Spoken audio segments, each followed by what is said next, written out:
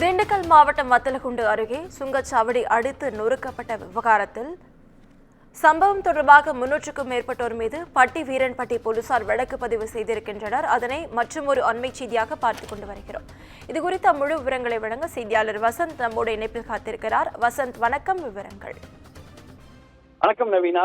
திண்டுக்கல் மாவட்டம் வத்தலகுண்டு அருகே திண்டுக்கல் தேசிய நெடுஞ்சாலையில் லட்சுமிபுரம் என்ற இடத்தில்தான் இந்த சுங்கச்சாவடி ஆனது அமைக்கப்பட்டுள்ளது. இந்த சுங்கச்சாவடி திண்டுக்கல்லில் இருந்து குமுளி வரை இருக்கக்கூடிய 4 வழிச்சாலை திட்டத்தின் கீழ் தொடங்கப்பட்டு தற்போது திண்டுக்கல்லில் இருந்து வத்தலகுண்டு வரை செல்லக்கூடிய அந்த இடம் வரை மட்டும் 2 வழிச்சாலையாக தற்போது இந்த அமைக்கப்பட்ட செயல்பாட்டில் உள்ளது என்பது குறிப்பிடத்தக்கது.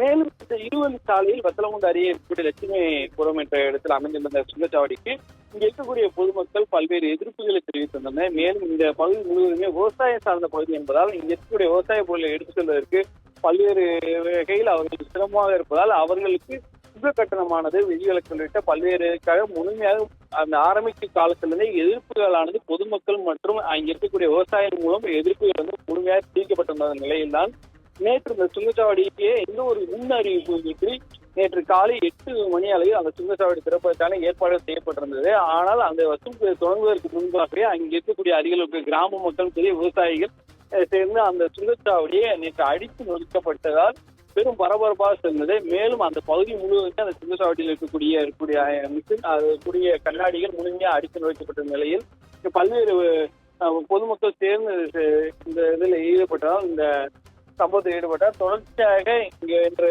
காலை போலீசார் அவர்களுடன் முழுமையாக விசாரணை நடத்திய பிறகு வத்தலகுண்டு அருகே அந்த போலீசார் முழுமையாக விசாரணை தொடங்கினர். இந்த சம்பவத்தில் இந்த அடித்து நொறுக்கப்பட்ட இந்த சம்பவத்தில் 300க்கும் மேற்பட்டோர் மீது வழக்கு பதிவு செய்யப்பட்டு பட்டியல் போலீசார் தற்போது விசாரணையாளர்.